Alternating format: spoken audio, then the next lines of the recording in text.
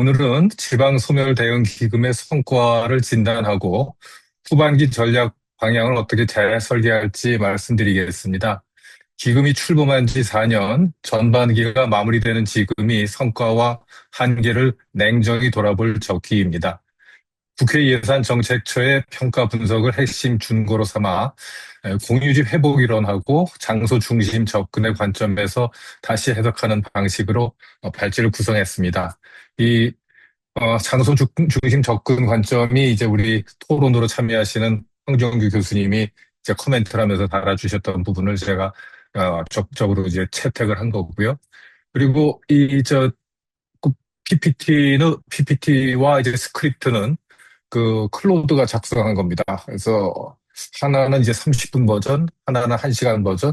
근데 둘 다 너무 짧거나 긴 것 같아서 그냥 45분 버전을 하나 또 다시 만들어서 진행을 하도록 그렇게 하겠습니다. 그 다음 어 근데 다만 이제 제가 양쪽 컴퓨터로 왔다 갔다 하면서 작업을 해야 돼서 이제 발제는 이제 크게 다섯 부분으로 나눠봤습니다. 먼저 기금 운용 현황을 국회 예산정책처 평가 중심으로 짚고 주요 쟁점을 진단합니다. 이어 그 구조적 원인과 공유집 회복이라는 이론적 배경을 살피고 지역 우수 사례를 분석한 뒤 마지막으로 여섯 가지 정책을 제안합니다. 마지막 진단에서 원인, 증거, 대안으로 이어지도록 짰습니다. 먼저 기금이 어떻게 운영되어 왔는지부터 보겠습니다.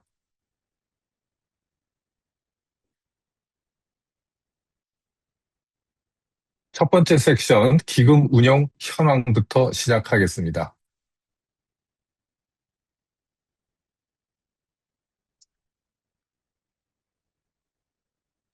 지방소멸 대응 기금은 2022년에 출발했습니다. 2단계 재정 분권 과정에서 중앙정부가 지역 격차와 지방소멸에 대응해 이전한 재원으로 법적 근거는 지방자치단체 기금관리기본법 제22조입니다. 운용기간은 2022년부터 2031년까지 10년, 규모는 매년 정부 출연금 1조 원입니다. 배분은 광역지원계정 25% 2,500억, 기초지원계정 75% 7,500억으로 무게중심이 기초에 실려 있습니다. 대상은 인구 감소 지역 89개와 관심 지역 18개, 총 107개 기초지자체입니다. 2025년 기준 536개 사업비 1조 8천억 원을 넘습니다. 규모가 작지 않습니다. 문제는 이 돈이 제대로 효과 있게 쓰이고 있는가입니다. 이것이 오늘 발제의 출발점입니다. 10년간 총 10조 원이 넘는 큰 재원이고 무게 중심이 기초에 실려 있다는 점을 기억해 주십시오. 뒤에서 이 기초 개정의 집행 문제가 핵심 쟁점으로 등장합니다. 운용 체계는 두 계정으로 나뉩니다. 광역 지원 계정 25%는 15개 광역 지자체가 받아 지역 활성화 투자 펀드 출자와 시도 자체 사업에 씁니다. 기초 지원 계정 75%는 인구 감소 지역이 투자 계획을 제출하면 심의위원회가 SABC 등의 등급으로 평가해 차등 배분하는데 등급에 따른 최대 최소 격차가 1.5배에서 2배에 달합니다. 여기서 짚을 것은 지역 활성화 투자 펀드입니다. 3천억 규모 모펀드로 민간 자금을 끌어오겠다는 구상인데 실제 출자율이 저조하다는 비판이 꾸준합니다. 민간을 레버리지 하겠다는 취지가 현장에서 잘 작동하지 않고 있는 것입니다. 아이고.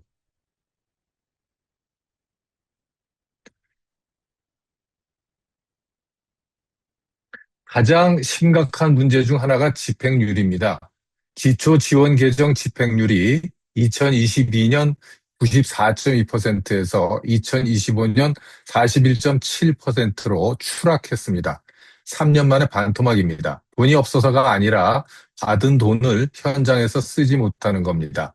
반면 광역 지원 계정은 93에서 99%를 유지합니다.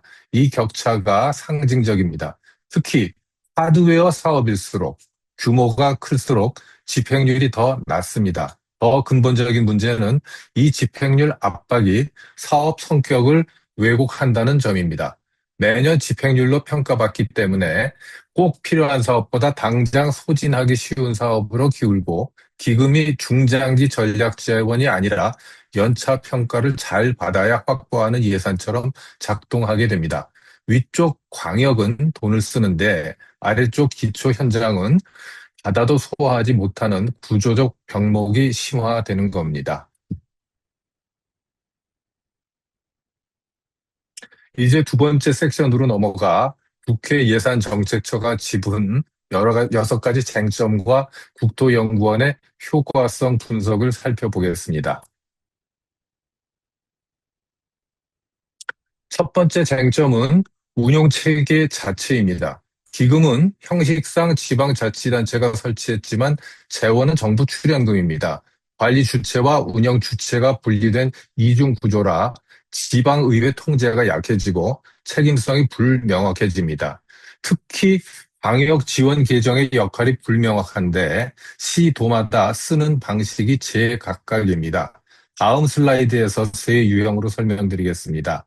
배분 격차의 예측 불가능성도 큰 문제입니다. 평가 기준과 등급 체계가 매년 바뀌기 때문에 지자체가 중장기 사업을 기획할 수가 없고 행정력이 장기 전략보다 단기 정가 평가 대응에 소모됩니다. 근본적으로는 잘 쓰겠다는 계획 중심에서 실제로 어떤 성과를 축적했는가 중심으로 옮겨가야 합니다. 현재 투자 계획 때 성과 분석 비중이 60대 40이라고 평가를 하고 있는데 10년 차에는 10대 90으로 뒤집어야 한다고 우리 국토연구원 보고서에서 이제 제안을 하고 있고 그렇게 방향을 옮기고 있는 중입니다. 그런데 실제로 그렇게 되는 것 같지는 않기도 하고요. 내 돈도 아니고 완전히 중앙의 돈도 아닌 어중간한 위치에 놓여 있는 셈입니다. 관점을 계획 중심에서 성과 축적 중심으로 옮겨야 한다는 것이 꾸준한 제 문제의식의 출발점입니다. 광역 지원 계정을 받은 시도가 그 돈을 어떻게 쓰는지 보면 세 가지 패턴이 나타납니다. 첫째는 브랜드형입니다. 강원의 수소기업 특화단지, K바이오 첨단도시, 경북의 KUCT처럼 광역의 대표 메가 프로젝트에 집중 투자하는 방식인데 정작 인구 감소 지자체로는 자금이 부족해집니다. 그리고 그 브랜드 사업들이 실제로 이 인구 감소에 어떻게 대응하는지에 대해서는 투명하지가 않습니다. 둘째는 N분의 1형 나눠주기입니다. 전략 없이 관할 시군에 기계적으로 군등 배분하는 방식으로 국회 예산정책처가 나눠주기식 교부라고 가장 크게 비판한 유형입니다. 광역 개정이 기초의 보충금으로 전락해서 광역 고유의 역할이 이제 실종이 됩니다. 세 번째가 자체 사업형으로 그중 가장 낫다고 판단합니다. 전남의 만원 주택을 광역화한 것, 그 다음에 전북의 공공산후조리원처럼 광역이 스스로 기획하고 집행하는 방식입니다. 문제는 이 셋을 가를 기준이 없다는 점입니다. 개선 방향은 광역 개정을 기초 재배분이 아니라 생활권 연계 인프라와 초광역 협력 체계 지원에 집중시키는 것입니다.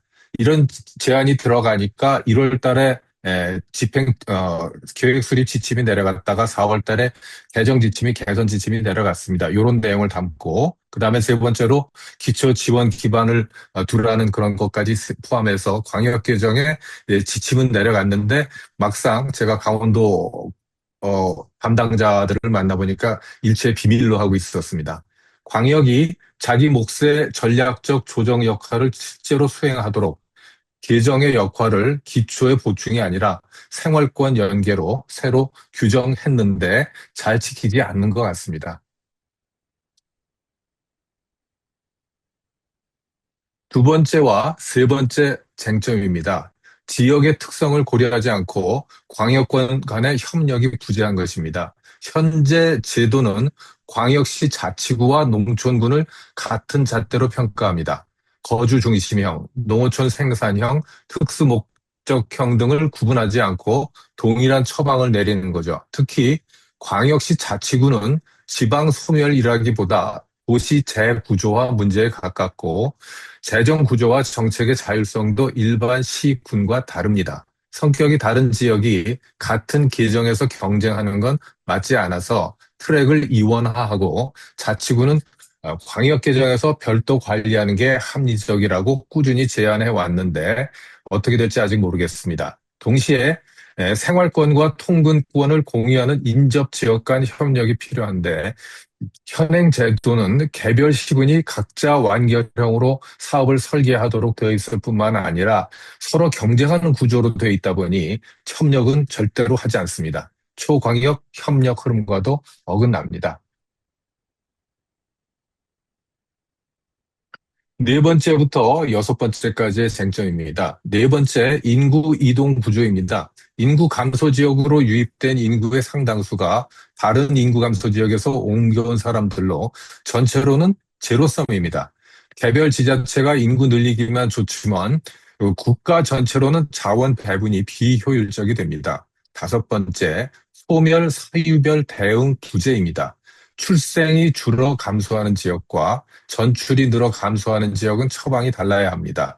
여섯 번째, 지방 소멸 개념의 기준이 모호합니다. 현행 8대 지표는 진단하는 청진기 역할에 그치고 회복력을 재는 지표가 없습니다.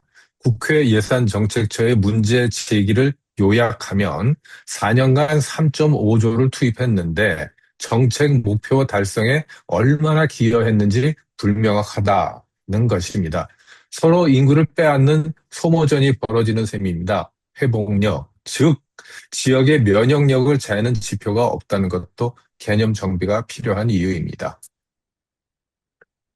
그 다음 국토연구원의 효과성 분석입니다. 안소연 박사가 주 책임자고 그 차 박사가 차민숙 박사가 이제 같이 연구했던 내용인데, 이중 차분법으로 분석한 결과, 통계적으로 유의한 긍정 효과가 여섯 지표에서 이제 확인이 됩니다. 체류 인구, 관광 지출, 순인구 이동, 청년 순이동, 일자리, 정주 여건. 이 여섯 개 지표에서는 확실히 예를 들어서 청년 순이동 같은 것은 개수가 플러스 1.041로 아주 뚜렷한 통계적으로 유의하다고 나왔고, 기금이 효과가 없었다고 말할 수는 없다는 얘기고, 그런데 아주 핵심적인 한계가 드러납니다. 정작 주민등록 인구, 즉 실제 정착은 오히려 마이너스입니다. 사람을 불러오기는 했는데 정착시키지는 못한 겁니다. 시설이라는 하드웨어는 지었지만 운영할 사람과 조직은 만들어지지 않았습니다. 중요한 발견이 하나 더 있습니다. 소프트웨어와 하드웨어를 복합한 복합사업 중심 지역이 주민등록 인구의 감소세에 있어서 통계적으로 더 완만했습니다. P-value 0.024로 뒤에서 신활력 사업 교훈과 연결해서 다시 말씀드리겠습니다. 관광객과 잠시 머무는 체류 인구는 늘었는데 붙잡아둘 사람과 조직은 만들어지지 않은 것이죠. 소프트웨어 중심 지역이 더 잘 버틴다는 이 발견은 오늘 발제의 핵심 논거 중 하나입니다. 성과 관리 문제도 근본적입니다. 많은 사업이 기준치도 없이 목표값만 설정해 얼마나 나아갔는지 측정할 수 없습니다. 성과 측정 산식도 지자체마다 달라 절대값 방식이나 변화량 방식이냐에 따라 같은 성과가 70%도 되고 50%도 됩니다. 광역이 기초사업을 점검, 조정할 권한도 없어 중간 지원 기능이 비어 있습니다. 게다가 중간 지원 기능을 좀 넣어본 대구나 저희 강원도 같은 경우는 오히려 좀 뭐라 그럴까요? 현장 평가 나왔던 위원들이 이상한 지적들을 하는 바람에 이 사람들이 위축이 돼서 기능이 많이 축소된 경향도 있습니다. 여기에 기금이 중앙정부 공모 사업의 부족분을 메우는 재원으로 소모되는 문제도 있습니다. 이거는 사실 부적정 사업으로 제외했어야 되는 것들인데 그게 잘 드러나질 않다 보니까 끼워서 나간 경우들이 가끔 나타난 것 같습니다. 예, 말하자면 전략 자원이 땜빵 자원으로 예산으로 흩어지는 그런 경향이 있었던 겁니다.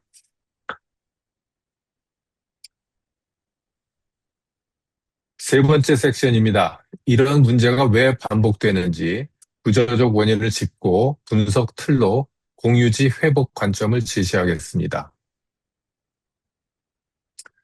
분명히 하고 싶은 것이 있습니다. 인구 감소는 지방의 실패가 아니라 수도권 일극 집중이라는 구조의 산물입니다. 세 데이터가 이걸 잘 보여줍니다. 첫째, 고등교육 집중입니다.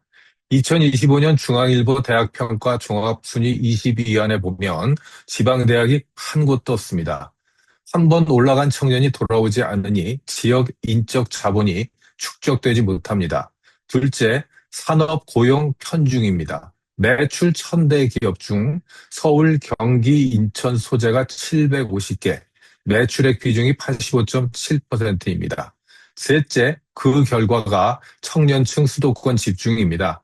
2024년 기준 청년의 54.8%가 수도권에 사는데 여성 청년은 56.8%로 더 높습니다. 한 번 수도권으로 간 청년이 돌아오지 않는 경로가 고착되면 지역의 인적 자본 재생산 구조 자체가 계속 약해집니다. 좋은 일자리 편중이 이 유출을 더욱 가속합니다.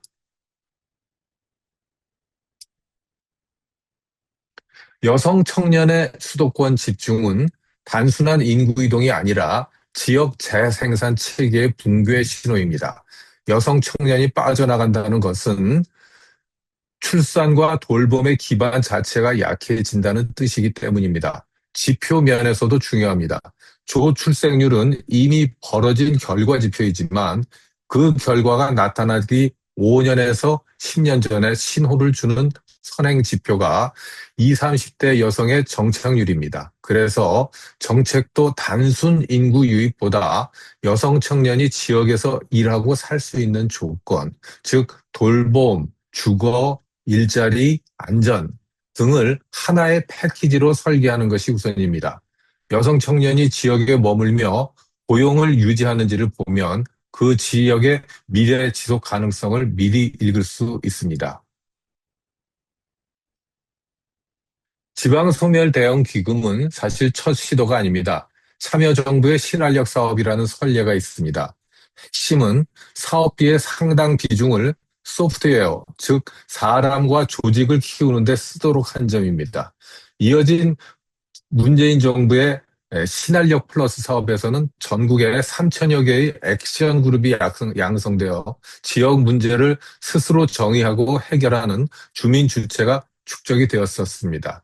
앞서 본 국토연구원 분석에서 소프트웨어 중심 지역의 인구 감소세가 더딘 것으로 확인된 것은 신활력 사업의 교훈을 20년 후 데이터가 재확인한 것입니다. 시설이 아니라 사람에 투자할 때 지역이 버팁니다.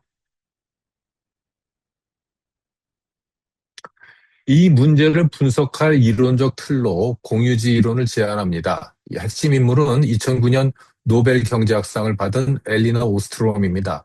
그는 하딘의 공유지 비극의 반론을 펴서 주민이 스스로 자치 규칙을 만들면 공유지는 지속 가능하다는 것을 입증했습니다. 그가 제시한 8대 설계 원칙은 경계 명확성, 현지 조건의 반영, 집합적 선택 참여, 모니터링, 점진적 제재, 갈등 해결, 외부의 인정, 중층적 거버넌스입니다. 여기에 가이스탠딩의 공유지 배당 개념을 더합니다. 지역 공동자산의 수익을 주민이 나눈다는 발상인데 신한의 햇빛 연금이 그 실물적인 구현입니다. 이 공유지 이론에 장소 중심 접근을 결합하면 전국 일률이 아니라 지역 자산과 생활권 특성에 맞춘 맞춤형 전략을 설계할 논리가 됩니다.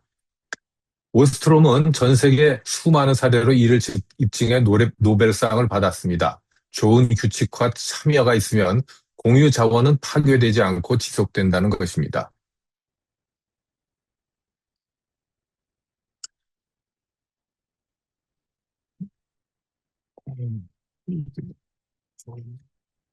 오스트롬 8대 원칙으로 우수 사례를 좀 평가해 보면 신안 햇빛연금, 화순의 만원주택, 화천의 교육복지 모두 핵심 항목을 충실히 충족합니다. 경계 명확성에서 신안은 군민 44%, 화순은 청년 신혼부부, 화천은 거주가족 전체로 대상이 분명하고 현지 조건에 반영해서도 섬 일조량, 공실 아파트, 접경지 교육 취약성을 각각 활용합니다. 원칙의 충족도가 높을수록 공유지의 지속 가능성이 높다는 것이 이 분석의 함의입니다. 한 문장을 한번 읽겠습니다. 지역 소멸에 대한 새로운 정의입니다. 새로운 관점입니다. 단순히 인구가 줄어드는 현상이 아니라 지역 사회가 스스로 삶을 재생산할 수 있는 공통 기반, 즉 공유지를 이뤄가는 과정이다. 이러한 식의 관점의 전환이 오늘 발제의 핵심입니다. 인구를 세는 정책에서 삶을 짓는 정책으로 그 행정의 달성에서 주민의 지속으로 무게 중심을 옮기자는 것입니다. 공유지를 다섯 유형으로 분류합니다. 첫째, 생활 공유지는 주거, 교통, 의료, 교육, 돌봄인데 노선 폐선과 학교의 통폐합, 병원의 철수 이런 것으로 이제 침식돼 갑니다. 둘째, 경제 공유지는 지역 내 소득 순환과 일자리인데 의료비의 76%가 여기로 유출되고 있습니다.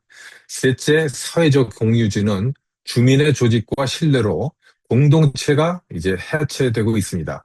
넷째, 자연 생태 공유지는 토지, 물, 햇빛, 바람 같은 것들인데 재생 에너지 수익마저 역외로 빠집니다. 다섯째, 제도적 공유지는 자치 역량과 거버넌스로 중앙 의존이 심해집니다. 핵심은 지방 소멸이 이 다섯 공유지가 거의 동시에 침식되어 가는 과정이라는 점입니다. 지방 소멸은 이 다섯이 하나씩이 아니라 동시에 무너지는 과정이라 한두 처방으로는 되돌리기 어렵습니다.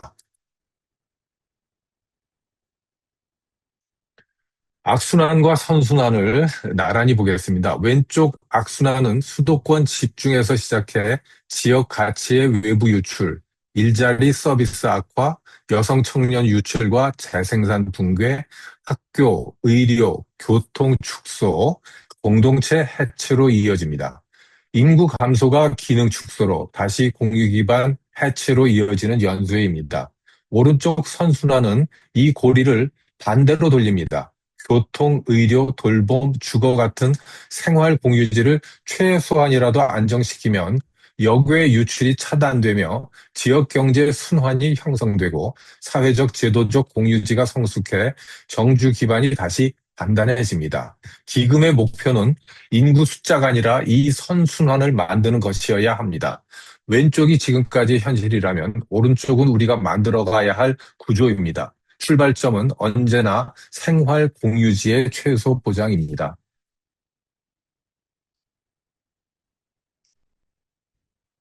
논의를 프레임 전환으로 정리하면 이렇습니다. 인구가 감소하니 돈으로 지원하는 것이 아니라 공유지 침식을 회복하는 구조를 장소 중심으로 설계하는 것. 사람을 불러오는 것이 아니라 사람이 살 수 있는 터전을 복원하는 것. 전국 동일 모델이 아니라 지역 자산과 생활권 특성에 맞춘 맞춤형 순환 경제. 하드웨어 시설이 아니라 사람과 조직과 협력 네트워크가 중심이 되는 것. 그리고 집행률, 사업 수가 아니라 실제 축적한 성과 중심으로의 전환입니다.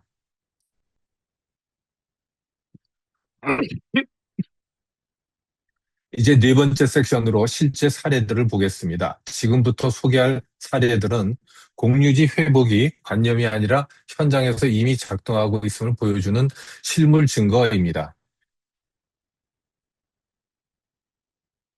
8사례를 한 표로 비교했습니다. 가장 주목하실 것은 맨 오른쪽의 기금 연계 여부입니다.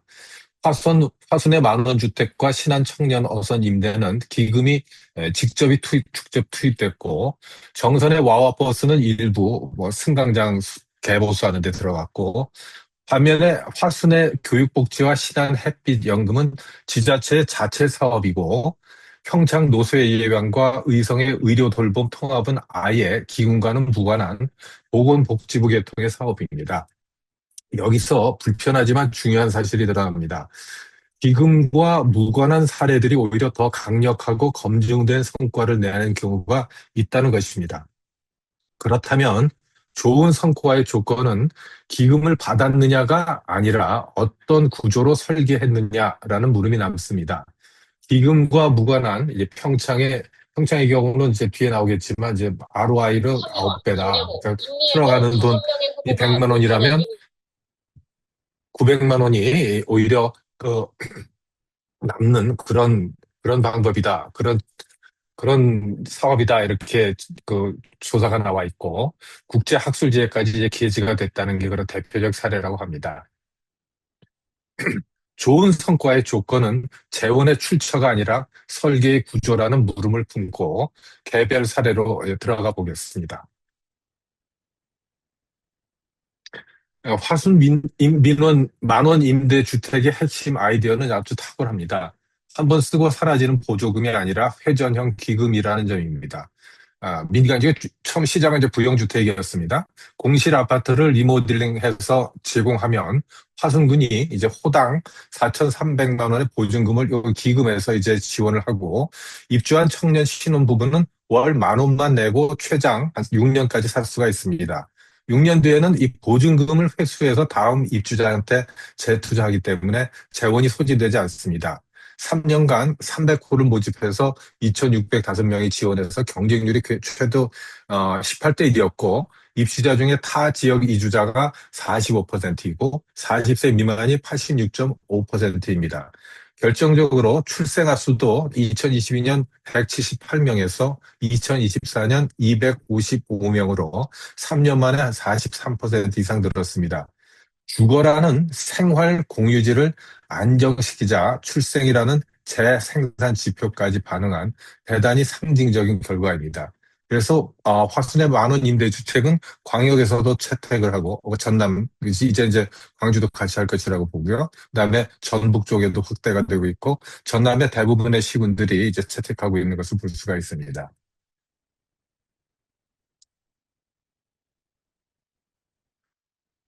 이동권은 이제 모든 공유지의 관문입니다. 버스가 없으면 의료도, 일자리도, 교육도 접근이 불가능하기 때문입니다.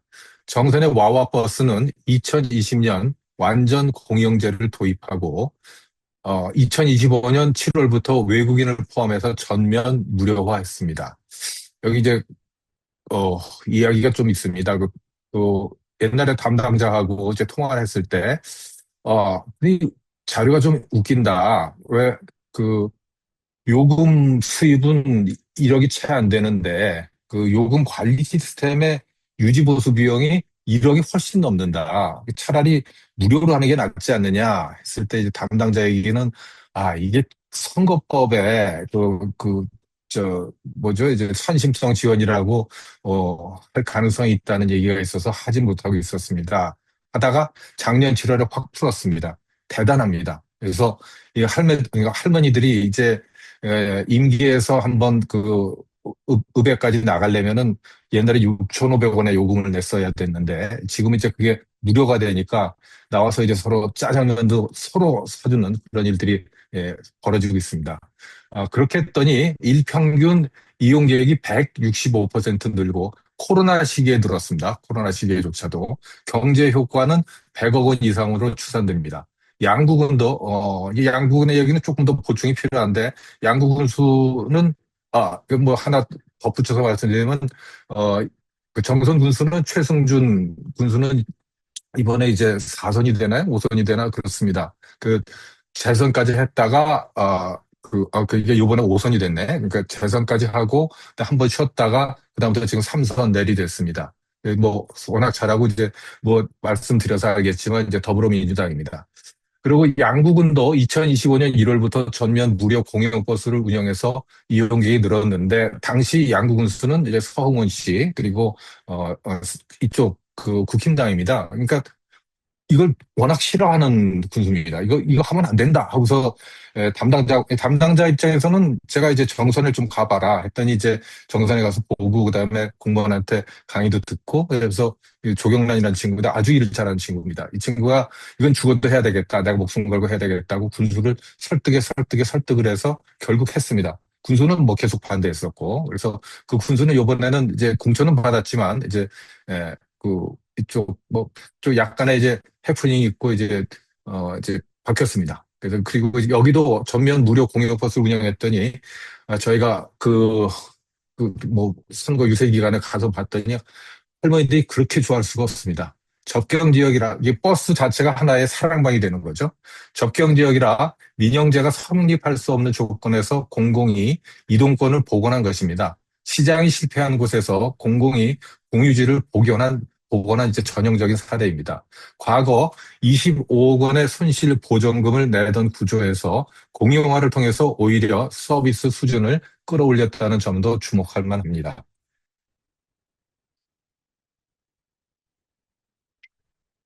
근데 화천군 교육복지는 이게 참 억울한 경우에 이제 그 기금 사업으로 이게 진행됐으면 우수 사례가 될 수 있어 기금 우수 사례가 됐을 텐데 이미 15년 전, 20년 전부터 이걸 꾸준히 해오다 보니까 남들은 아직 시작하지 않았을 때 모든 걸 다 일어나서 결국 그 기금은 오히려 집행률이 거의 꼴찌인 그런 상태에 있습니다.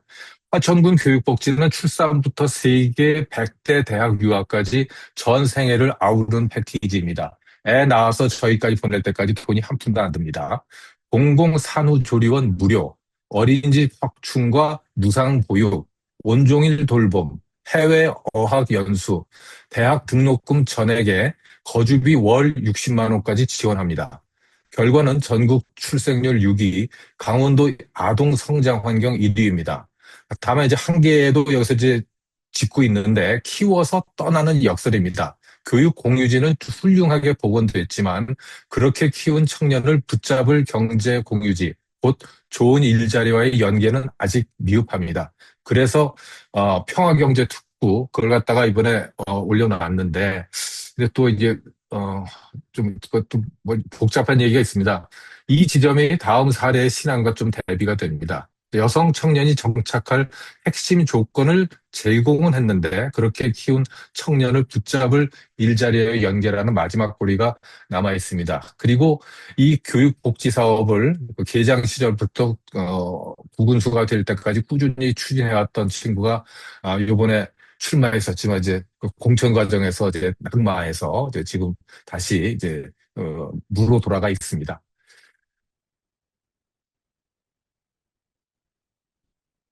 신안군은 이제 뭐 한 세 가지 사례를 다 들 수가 있는데 세 가지 공유지를 동시에 복원한 이제 하나의 생태계가 형성이 되어 있습니다.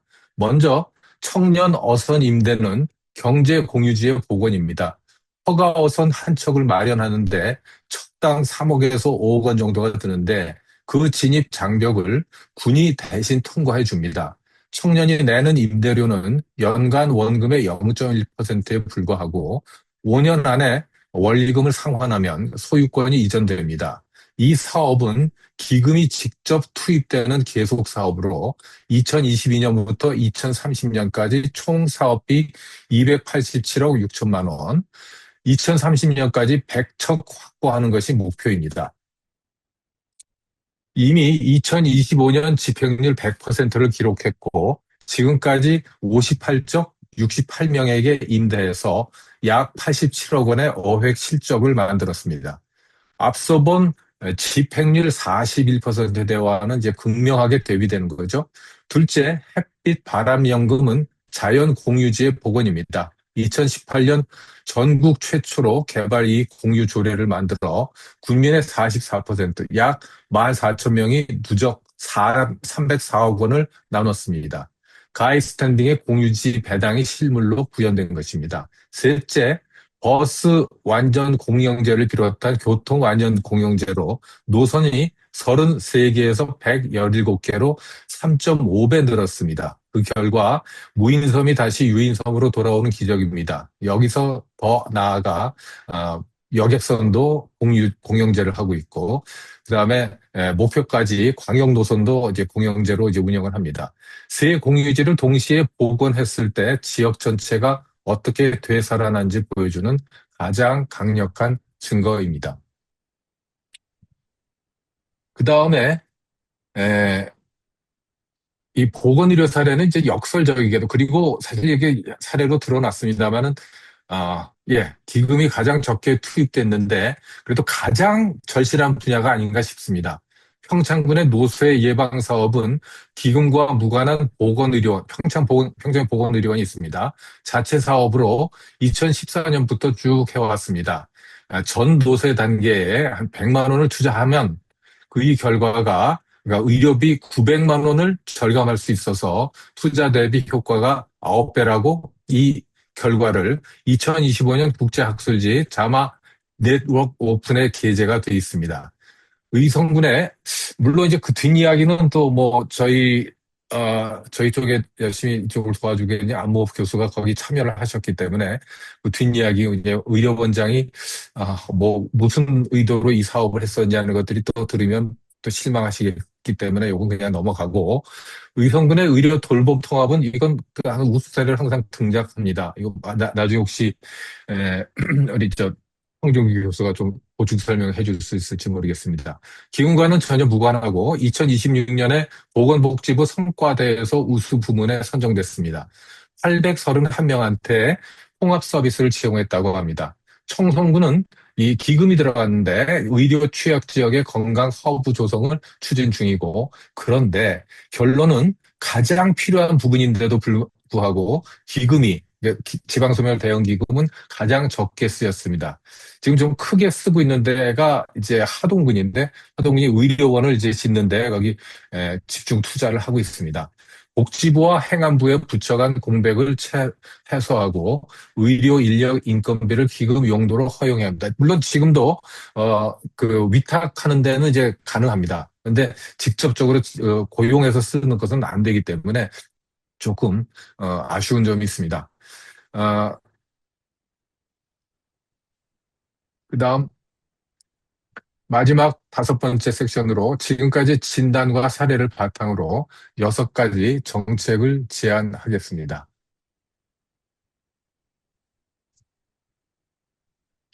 제안에 앞서 전반기 4년을 좀 종합해 보겠습니다. 긍정적 성과는 분명합니다.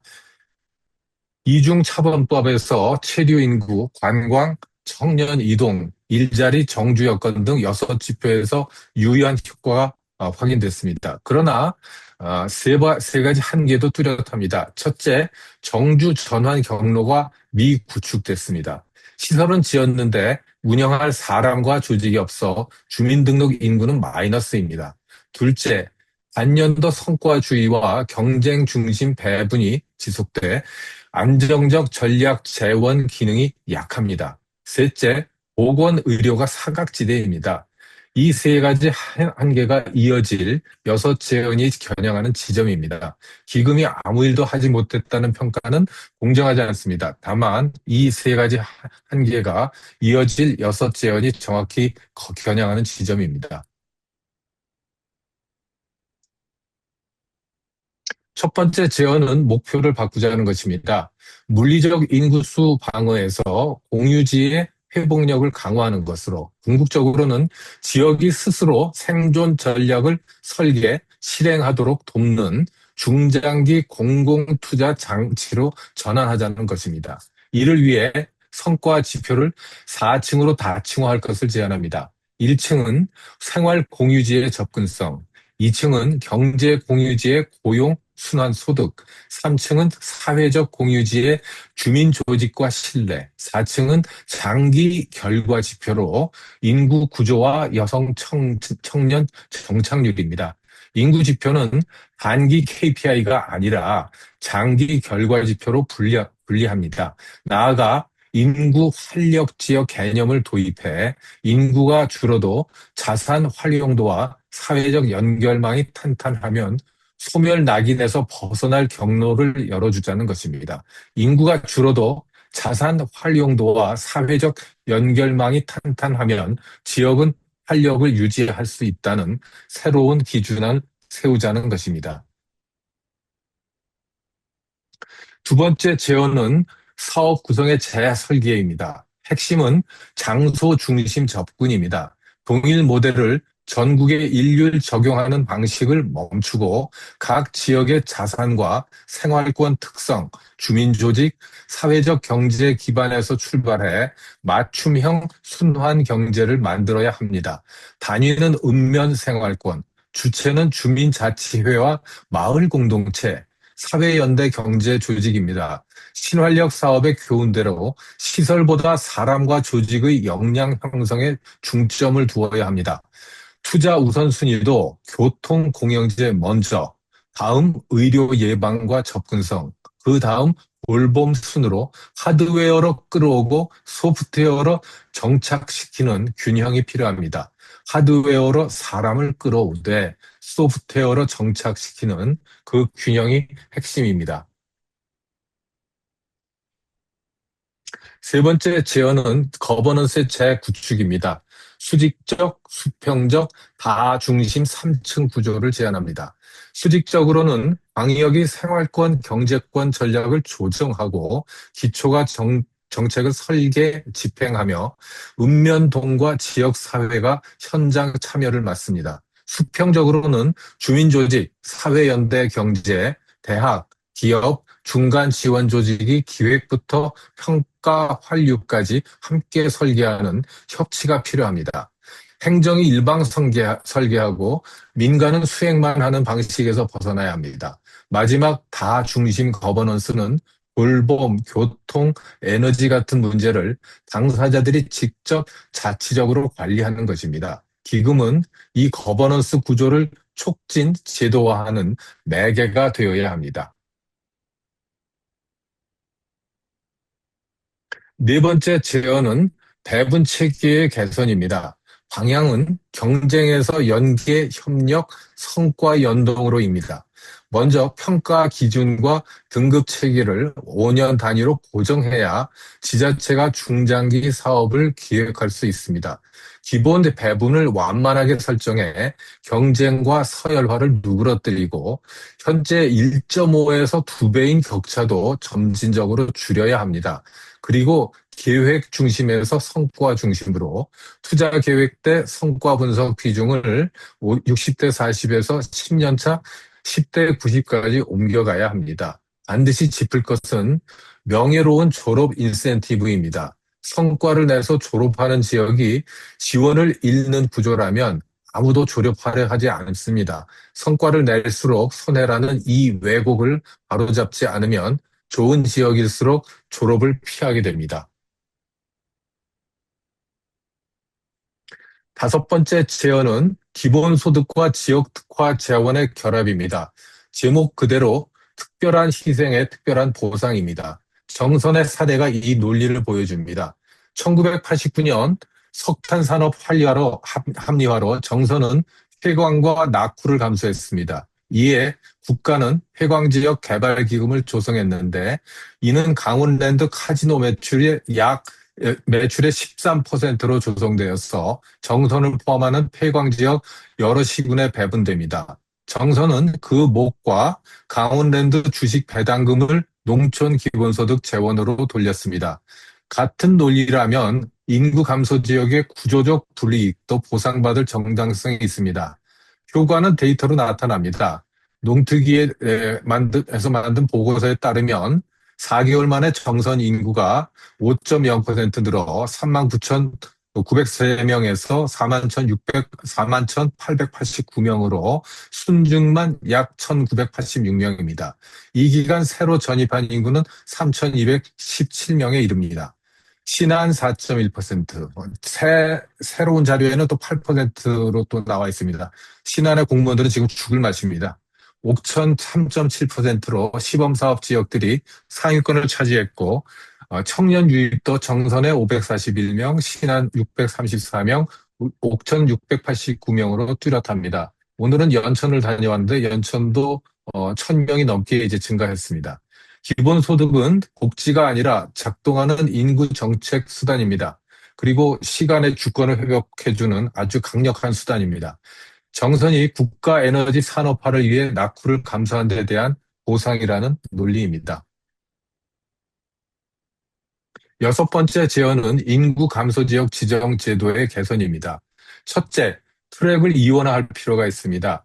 광역시 자치구는 재정 구조와 정책 자율성이 달라 도심 활력 저하, 재구조화 별도 트랙으로 분리해서 광역 계정에서 관리하고 도 산하 시구는 기초 계정을 유지하되 기본 서비스 접근성 지표 가중치를 높입니다. 둘째, 지정 주기입니다. 지정은 길게 점검은 짧게 원칙으로 5년 지정에 2년 중간 점검을 제한합니다. 지표를 자주 바꾸면 정책 신뢰성이 훼손됩니다. 셋째, 지표 체계를 핵심, 구조, 회복력의 3층으로 재편합니다. 마지막으로 졸업 인센티브를 아까 말씀드린 것처럼 또 명확히 해야 합니다. 지금은 성과를 내서 졸업하면 지원이 끊겨서 잘하는 지역일수록 잔류를 택하는 왜곡이 있습니다. 이 이야기가 이제 사실은 신안에 적용이 되고 신한력 사업에서 예를 들면은 인제군이 그 이 인구 감소 지역에 포함되지 않습니다. 굉장히 여건이 나아졌기 때문에 그래서 그럼에도 불구하고 우리 그 인재군 스님은 매우 굉장히 안타까워하고 계시죠. 이 잔류 유인의 왜곡을 반드시 바로 잡아야 합니다. 마무리하겠습니다. 한 문장으로 압축하면 이렇습니다. 궁극적으로 중요한 것은 기금이 단순한 사업 예산이 아니라 지역이 스스로 생존 전략을 설계하고 실행할 수 있도록 돕는 중장기적 공공투자 장치로 전환되는 것입니다. 지방소멸 대응 정책은 인구 감소를 늦추는 수준을 넘어서 지역사회의 재생산 기반을 복원하는 정책으로 나아가야 합니다. 한 페이지가 더 남았는데 그냥 어, 여섯 가지 제안 드린 것을 좀 한눈에 정리해 보겠습니다. 첫째는 목표를 인구 숫자에서 재생산 능력 회복으로 재설정하고 성과 지표는 4층으로 다층화하자는 얘기고 둘째로는 장소 중심 접근과 사람, 조직 역량 형성하는 것 그리고 생활 공유지를 우선하고 하드웨어와 소프트웨어 균형으로 사업을 재구성하는 것입니다. 셋째는 수직, 수평, 다중심의 3층 거버넌스를 구축해 기획부터 공동 설계하는 것입니다. 넷째는 5년 기준으로 안정화하고 연계 협력 중심으로 배분 체계를 개선하는 것입니다. 다섯째로 지역 특화 재원과 기본소득을 결합해야 합니다. 여섯째, 지정 제도를 트랙 이원화와 3층 지표로 개선합니다. 이 여섯이 함께 맞물려 작동할 때 지방소멸 대응 기금은 지역 사회의 재생산 기반을 복원하는 정책으로 발전할 수 있습니다. 이상으로 발제를 마치겠습니다. 감사합니다. 진단에서 대안까지 오늘 말씀드린 모든 논의가 이 여섯으로 수렴합니다. 감사합니다. 황종구 교수님 토론을 해주시는데 한 10분에서 15분 이렇게 말씀을 주시고 혹시 프레젠테이션 자료가 있으시면 공유하셔서 이렇게 설명을 주시면 되겠습니다. 부탁드립니다. 네, 소개받은 동양대학의 황정규입니다. 제가 프레젠테이션 자료를 지금 공유했는데 혹시 보이시는지 모르겠습니다. 네, 그러면 제 이야기를 조금 짧게 말씀드리겠습니다. 우선은 저는 이렇게 요즘 이 문제에 대해서 이 밤에 모여서 이야기하시는 분들이 어떤 분일까 이렇게 궁금했는데요. 와보니까 이렇게 이 대가분들이 전부 앉아 계신 곳에 제가 지금 벼랑간 숙제하는 분위기가 돼버려서 잠시 당황스럽기는 했습니다. 우선 그 아까 소개도 있었습니다만은 저는 이 40살쯤에 우리 저 성경윤 이사장님 위원장 하시는 균형발전 위원회에 다리를 조금 걸쳤게 되었고 그때 공부가 시작된 게 이제 보니까 제가 퇴직을 앞두고 있는 이제 이런 상태가 되었습니다. 짧게 토론을 해볼 텐데요. 우리 이기원 교수님 이야기하신 저 자료를 만들 때 제가 같이 좀 참여해서 고민을 했기 때문에 저 이야기에 대해서 제가 이렇게 반대 토론이나 또 다른 논점을 제기할 만한 부분은 특별히 없었고요. 그래서 오히려 제가 조금 그 발제에서 이야기되었던 몇 가지를 좀 디벨롭 시키는 이야기를 조금 해드리면 어떨까 싶어서 이렇게 챙겨봤습니다. 제가 지금 자료에 이 최근에 저희들이 같이 출간한 책 두 권 표지를 지금 이 책 홍보입니다. 사심이 가득한 상태의 이야기입니다. 왜 이거를 소개해드렸나, 여기 보여드리나 하면, 제가 지금 이제 하고 있는 활동이기도 하고, 지역 문제를 해결하는 데 있어서, 기본적으로 이 장소라는 것은 읍면이 되어야 되겠다라는 게 저의 생각이고, 또 그러한 생각을 같이 하는 분들이 활동도 하고, 책도 지금 최근에 이렇게 만들어내고, 왼쪽에 있는 한 권으로 이해하는 읍면자치는 지난 12월에 크라우드 펀딩으로 저희들 아름아름으로 이 선구매를 신청받아서 인쇄를 했고 그 돈을 모아서 그 돈으로 지금도 교보에서 팔리고 있습니다. 온라인에도 팔리고 있고요. 그래서 이제 출판비를 만들었는데 결과적으로 현재 2,000권 판매했습니다. 그리고 이제 이 책을 읽고 토론하고 이 학습하는 자리에 저희들이 이제 초대되면 언제든지 방문해서 같이 이야기하고 이렇게 하고 있고요. 그래서 저희들이 이야기하는 이 읍면자치는 저희들 단체 이름이 책에는 보면 읍면자치 공동행동인데요. 원명은 이렇습니다. 읍면자치권 확보를 위한 풀뿌리 공동행동 이렇습니다. 그래서 이제 이 책은 그러한 내용을 가지고 저희들이 읍면 단위의 이 주민 주체를 어떻게 제도 속에 반영하고 이 제도들을 어떻게 더 구성해내고 제도를 만들어낼 건가라는 관심으로 제안한 정책 내용이 여기 보면은 한 20가지 정도 들어 있습니다. 참고하시면 되겠고 이 중에 가장 핵심은 오늘 제가 뒤에 조금 소개해드릴 결국은 이제 이 장소 기반 정책의 그 장소를 저희들은 읍면으로 보고 있고요. 그 읍면의 주민 주체는 현재 제도로 이제 저희들이 그동안에 노력했고 관심 갖고 있는 거는 주민자치회 제도입니다. 금년 10월 15일부터 지방자치법 제도로 이제 전면 시행이 되게 되는데요. 거기에 대한 이제 좀 포커싱을 가지고 있다는 말씀이고요. 오른쪽에 있는 이제 주민이 만드는 농촌 공간은 알고 계시다시피 농촌공간계획법이 재구조화법이 만들어져 있고 시행되고 있지 않습니까? 이 법에 의해서 모든 해당 그 시군이 의무적으로 공간계획, 재구조화 계획을 기본 계획을 만들고 또 시행 계획을 만들어서 농촌협약으로 연결되는 이 구조를 가지고 지금 정책 투입을 하고 있는데요. 거기에는 아쉽게 보면은 저희들이 관심 갖고 있는 읍면 단위의 계획을 수립할 수 있는 구조가 없습니다. 그 법에는. 그래서 이 계획이 시군 단위 계획으로 되어 있기 때문에 여기 많은 분들이 이 전문성을 가지고 계시는 도시군 관리 기본 계획하고 거의 유사한 성격의 이야기들을 중복적으로 만드는 법의 재생산이다라는 재판이다라는 비판을 많이 받고 있습니다. 그래서 저희들이 최근에 좀 몇 명이 모여서 이러한 제목으로 이 책은 이제 그저께 출판되었습니다. 곧 온라인에 공개가 된다고 합니다. 판매용은 아니고 비매품이기 때문에 온라인 PDF 판으로 그냥 배포가 될 것 같습니다. 여기에 저희들이 이제 그 공간계획법 속에서 있는 법적 근거들을 가지고 읍면 단위의 주민계획 또는 읍면 발전계획을 농촌공간계획 안에 어떻게 하면 넣을 수 있을까를 그 방법론을 제시한 책입니다. 그래서 참고하시면 되겠다. 그 취지는 이런 겁니다. 이제 오늘 발제가 있었습니다만은 지방소멸대응기금 1조 10년 하면 10조인데요. 아까 잠깐 소개가 있었습니다만은 법률은 22년 1월 1일부터 발효가 되었거든요. 그래서 이제 문재인 정부가 만든 정책인데 윤석열 정부에 와서 1조씩 매년 주는 돈이니까 그냥 집행한 겁니다. 그리고 다시 이제 이 정책에 대해서 5년이 지나서 지금 뭐 따듬고 있는 과정인데 아까 이야기가 있으셨습니다마는 하드웨어 중심의 투자를 그동안에 지방정부 기초자치단체에 배분했던 것이 89개 시군이에요. 이번에 이제 후기 5개년 계획을 하면서 소프트웨어와 사람에 대한 투자를 늘리고 마을을 중심으로 이 사업을 설계하라는 게 행안부 지침 변경이 지금 최근에 금년부터 적용되는 상태입니다.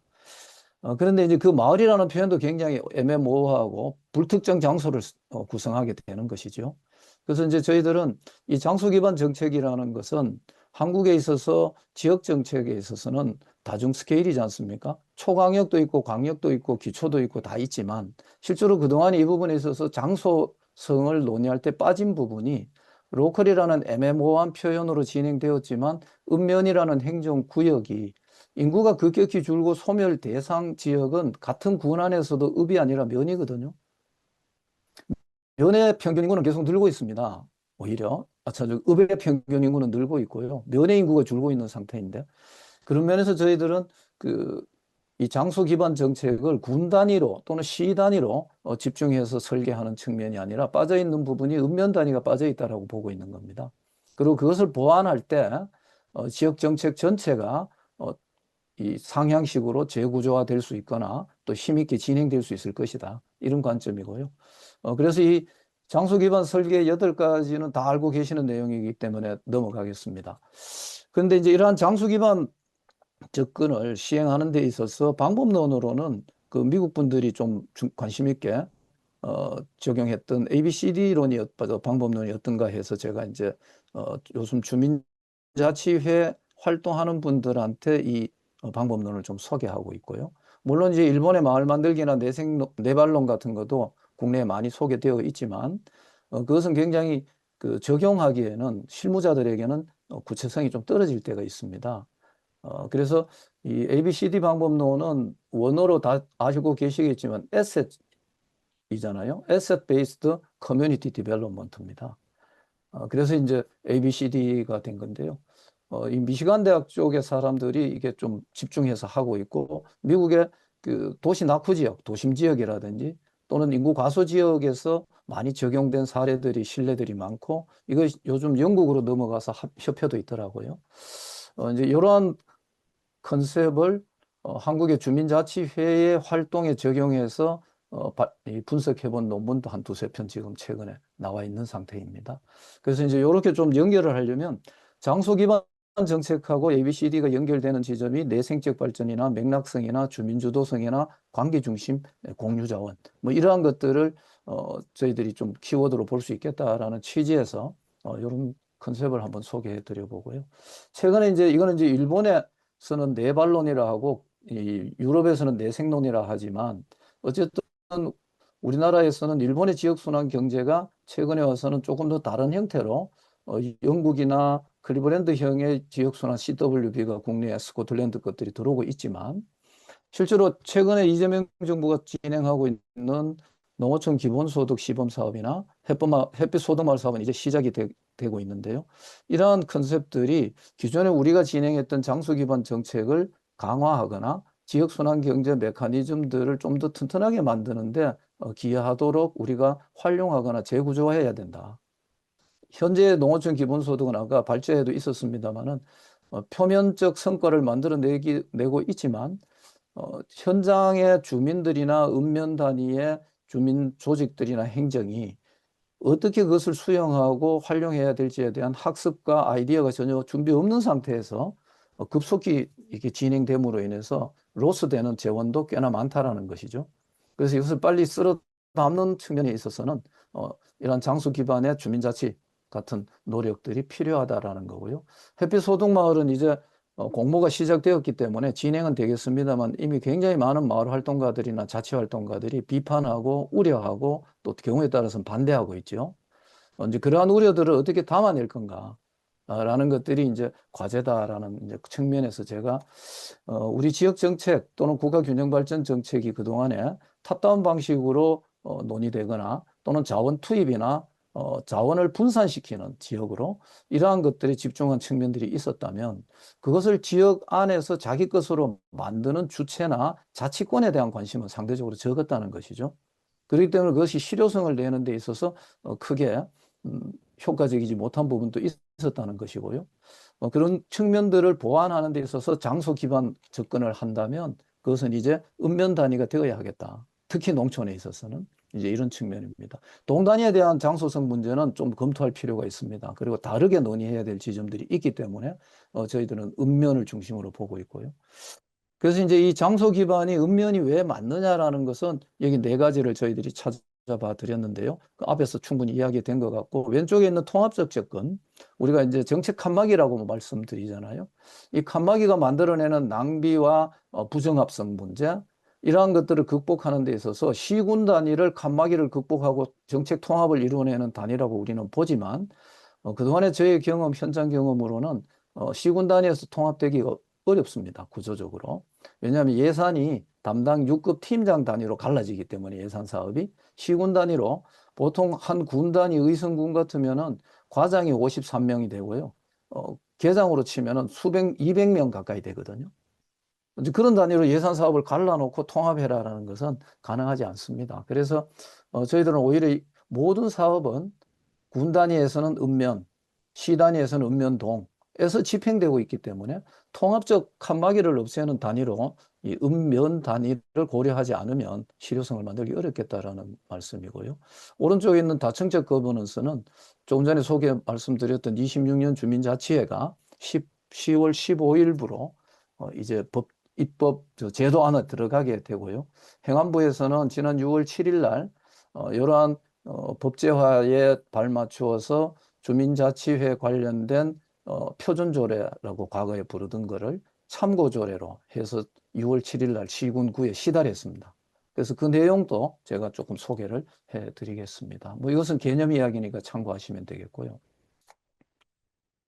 특히 주민자치 이야기를 조금 소개해드리면 한국의 주민자치회, 영국은 유사한 조직이 페리시 카운슬입니다. 스코틀랜드 같은 경우에는 커뮤니티 카운슬로 있고요. 국내에 많이 소개되어 있는 것은 일본의 자치회와 정례회를 비교 단위로 소개하는데 저는 그것은 그 오류라고 보고 있습니다. 그래서 왜 그런가 하면 한국의 주민자치회가 읍면 동 단위에서 진행되고 있는데 설치되고 운영되고 있는데 일본의 읍면 동 단위는 읍면 단위는 이미 자치단체이지 않습니까? 정촌으로 자치단체입니다. 인구 규모도 우리와 비슷하고요. 그리고 일본의 자치회와 정례회는 그 정촌보다 작은 일본 분들 표현은 집락이죠, 집락. 우리로 치면 행정리, 법정리 이런 단위로 자치회나 정례회를 하고 있거든요. 이제 그것을 단순 비교하는 것은 무리가 있다라고 보고요. 한국의 주민자치회와 비교될 수 있는 해외 제도는 뭐 다른 나라도 있겠습니다만은 우리가 영국 그 거버넌스를 많이 소개하니까요. 영국의 페리시 카운슬이 1894년에 만들어진 법정 제도이지 않습니까? 우리로 비교를 하자면 준자치단체 정도 되는 개념이고요. 위상을 갖고 있고요. 스코틀랜드 같은 경우에는 같은 UK 안에 있지만 조금 법적 성격이 다른 커뮤니티 카운슬을 운영하고 영국 같은 경우에는 페리시 카운슬이 아주 미약하지만 프리셉트라는 조세를 자기들이 결정하고요. 그다음 자기들의 위임 입법을 진행할 수 있는 권한을 갖고 있습니다. 그런데 스코틀랜드의 커뮤니티 카운슬은 그런 권한은 없고요. 대신에 지방 정부에 가지고 있는 공공 자산이나 지방 정부가 가지고 있는 서비스 공급권을 위임받거나 이양받을 수 있는 그런 권한을 갖고 있습니다. 이게 이제 스코틀랜드가 이번에 세계 최초로 CWB를 올해 3월에 통과시켰지 않습니까? 스코틀랜드 의회가. 그 법을 보면은 수행 주체가 바로 이 커뮤니티 카운슬로 지정해 줍니다. 그게 이제 우리가 생각하는 지역 문제 해결이 자원 투입형이 아니라 자치형으로 주체를 만들기와 결합되지 않으면 실효성을 못 나타낸다라는 측면에서 제가 저의 논거로 설명을 드리는 겁니다. 이번에 이제 2026년 6월에 개정된 이 주민자치 참고조례 전부 개정은 제8차 개정입니다. 윤석열 정부 때 7차 개정을 해서 주민자치를 거의 위축시키는 그러한 조례 개정이 있었고 이번에 이재명 정부에서 8차 개정을 전부 개정을 했습니다. 그래서 여기 보이는 주민자치의 그 기능을 주민자치 업무, 협의 업무, 수탁 업무 3개로 나누어서 조례에 규정하고 있습니다. 특히 협의 업무에는 환경기초시설이나 공장 설치와 관련된 주민 의견 수렴을 사전에 주민자치회와 하도록 조례에 규정하도록 하고 있습니다. 그다음에 이제 수탁 업무는 주민자치센터나 작은 도서관과 같은 읍면동에 있는 각종 그 시설들을 위탁받아서 운영받는 주체로 주민자치회를 지방자치법에 규정했습니다. 그래서 아까 발제에 있었던 그러한 지방소멸대응기금 사업들을 읍면 단위에서 있을 때 그것을 지속 가능하게 운영하는 주체로 주민자치회가 제도화되어 있다 이렇게 이해하시면 되겠습니다. 그다음 주민자치 업무는 핵심이 주민총회를 개최하는 권한을 갖게 됩니다. 그리고 주민총회에서 1년 동안의 자치 계획 또는 읍면 단위의 중장기 발전 계획을 주민총회에서 의결할 수 있는 권한을 조례에 부여하고 있습니다. 그래서 이게 이제 제도적 그 틀들이 바뀌고 있다는 말씀을 제가 좀 드리려고 하는 거고요. 그 이야기는 장소 기반 정책에 있어서 읍면을 집중할 때 읍면 단위의 주민을 대표하는 거버넌스는 그 주체로서 주민자치회가 지방자치법 안에 드디어 들어가게 됐다라는 것들을 우리가 주목할 필요가 있다 이런 의미입니다. 이건 당연히 한계가 있지만은 일단 제도적 측면을 제가 말씀드리는 겁니다. 주민총회를 연 1회 이상 의무화해야 되고 여기에 의미 있게 담긴 것이 주민총회를 의 안건 중에 하나가 앞서 말씀드린 참여 예산이나 자치 계획이나 자기들의 이 사업 계획 같은 것들을 모두 거기에 안건으로 상정해야 되지만 주민조례 발안법이나 주민투표법이나 주민감사법, 주민소환법과 관련된 주민권한 행사가 있습니다, 현재. 이거를 이제 주민총회에 주민자치회가 부의해서 주민총회 의결을 받게 되면은 직접 주민자치회가 이러한 그 법상 있는 권한을 행사하는 주체로 나설 수 있습니다. 이것은 민주주의의 관점에서 저는 굉장히 중요하게 보고 있고요. 참고하시면 될 것 같습니다. 자, 그래서 이제 요 이야기입니다. 왜 읍면 단위의 장소 기반 정책을 하는 데 있어서 주민자치회 구조가 중요하냐라는 것은요. 이미 2000년에 김대중 정부 때 읍면동 구조 개편을 하면서 그것을 이제 공식 명칭은 읍면동 기능 전환이었습니다. 기능 전환을 하면서 읍면동 사무를 모두 없앴습니다. 그래서 읍면동은 자기 예산 사업을 현재 편성할 수 없습니다, 우리나라에. 그런데 주민자치회는 이제 이 조례에 의해서 자기 자치 계획을 수립할 수 있고 자기들이 발굴할 의제를 공론화해서 주민총회에서 의결시키고 그것을 주민 참여 예산으로 읍면 예산에 반영할 수 있습니다. 이러한 법적 기반이 만들어졌다는 뜻입니다. 그래서 이제 이러한 것들을 보다 적극적으로 활용하고 우리가 읍면을 자치 단체로 만들지 않더라도 앞서 영국이나 스코틀랜드 사례에서 말씀드린 그러한 권한들을 직접 자기 읍면을 책임지는 그러한 거버넌스들을 읍면동 사무소와 같이 만들어낼 수 있다라는 말씀입니다. 그래서 이러한 최근에 쟁점이 되고 있는 복지 돌봄, 그다음 마을 환경, 그다음 재정, 안전 생명 이런 부분 앞서 그럼 제가 보충 설명을 드리겠습니다. 의성군 사례 그게 저한테 말씀드린 게 뭐냐 하면은 바로 이게 2019년에 문재인 정부가 주민자치회를 전국의 읍면동에 강화하기 위해서 만들어낸 정책 플랫폼이 찾아가는 보건복지 서비스라는 것을 읍면동에 넣습니다. 근데 이것을 이제 주민자치회를 안 받아주니까 주민자치회 사무를 대행하기 위해서 하는 담당자를 두기 위해서 그 담당자를 읍면동에 둘 때 읍면동에 팀을 신설할 수 있도록 해줬고 행안부 직제 그 안을 개정해서 그다음 그거를 할 때는 기존에 찾아가는 복지팀이 있었는데 맞춤형 복지팀이 있었습니다. 그 복지팀에 간호사 1명을 추가해서 간호직을 한 팀을 만들어서 찾아가는 보건복지팀을 신설하도록 해줬고 이게 전국의 대부분 지방자치단체는 인원을 늘려주는 거니까 다 받았습니다. 다 있습니다. 현재 가보시면. 근데 그것을 받아서 그냥 인원만 늘렸지 사업 활동을 하지 않는 것이죠. 그래서 이제 그 의성 그때 오셨던 분들은 기억하시겠지만 제가 의성센터장을 할 때 면 단위에 가면은 팀장이 있는 3명 단위의 팀이 바로 이 찾아가는 보건복지팀 간호사가 있는 활동을 하게 되고 그다음 면사무소 지역에는 보건지소가 있습니다. 공보위와 간호사가 근무하는.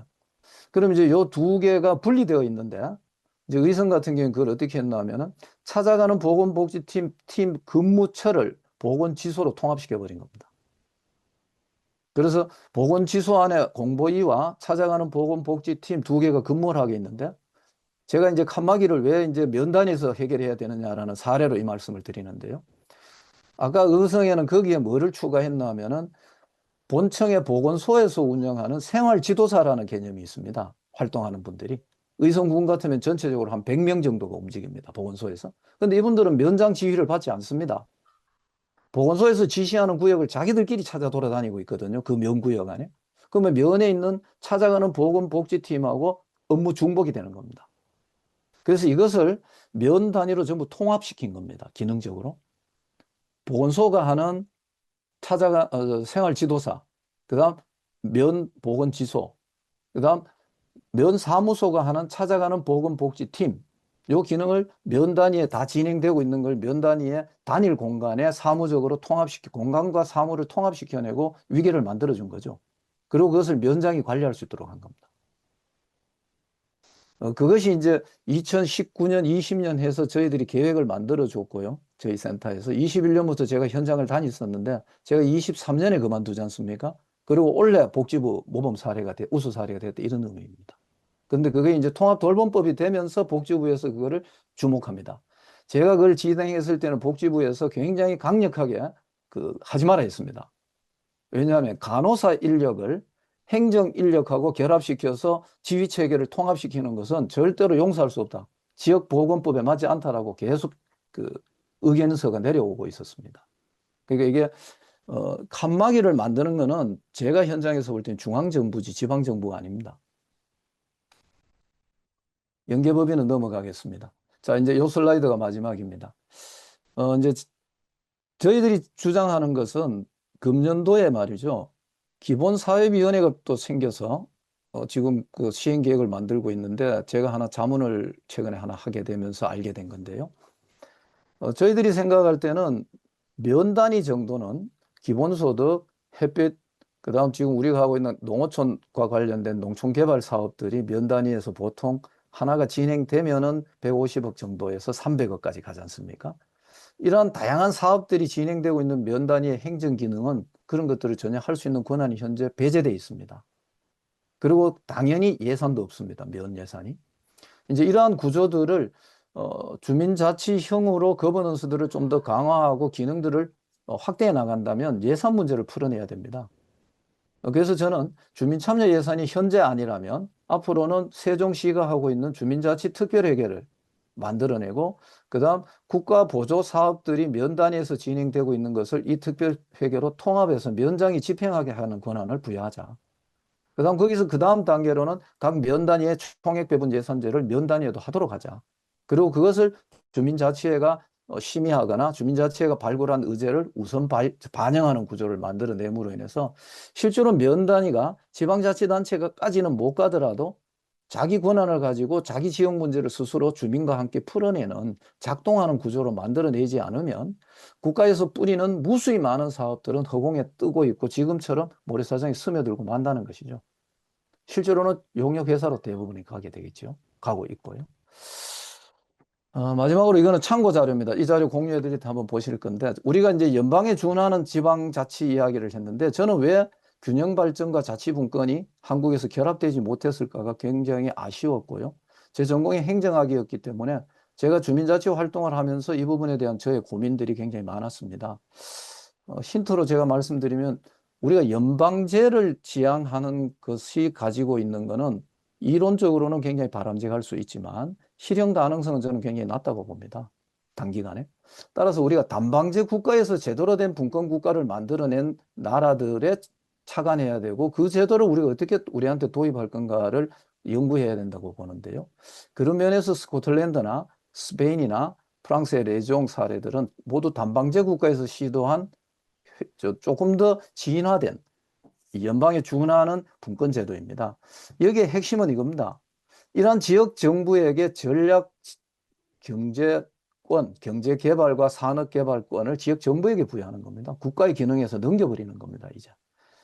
이것이 이제 아까 이기영 교수님 발제하신 다층 거버넌스로 초강력, 광역, 기초가 풀뿌리가 이렇게 결합되는 다층 거버넌스를 고민할 때 한국 사회에 그동안에 이 부분도 비어 있었다. 이번에 그 광주 전남 통합하면서 대구 경북 통합하면서 저는 그게 빗나간 모델이라고 생각합니다. 그래서 공유해 드린 저의 원고는 지난 5월에 국회 그 비전 무슨 뭐가 있다고 해서 발제를 의뢰받아서 그때 쓴 원고입니다. 그 한번 제가 그게 왜 지금 우리가 빗나가고 있는지를 그 원고에 조금 소상하게 설명했고 대안도 좀 제시했으니까요. 참고해 보시고 특히 이것은 한국의 특별지방자치단체를 메가시티를 만들기 위해서 넣은 것이 저는 제도를 잘못 이해했거나 편협하게 이해한 결과라고 보여집니다. 지금도 이제 이것을 빨리 개선하지 않으면 메가시티로는 이 허공에 뜰 가능성이 있다. 왼쪽에 있는 영국의 광역연합, 중간에 있는 프랑스의 메트로폴이 한국의 메가시티론자들이 모델로 했던 겁니다. 비교해 보시면 우리가 만들어 놓은 특별지방자치단체하고 판이하게 다른 구조다라는 걸 이해하실 수 있을 겁니다. 예, 이상입니다.